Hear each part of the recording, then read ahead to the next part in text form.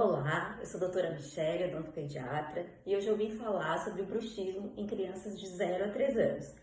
Nessa faixa etária, é comum as crianças fazerem alguns movimentos parecidos com o bruxismo, porque quando o bebê nasce, ele tem só duas gengivinhas macias, e de repente começam a aparecer estruturas durinhas, que são os dentes, e o bebê fica curioso com essas partes novas do seu corpinho e começa a testar, ouvir o barulhinho, ouvir estalinhos. Então, nessa faixa etária de 0 a 3 anos,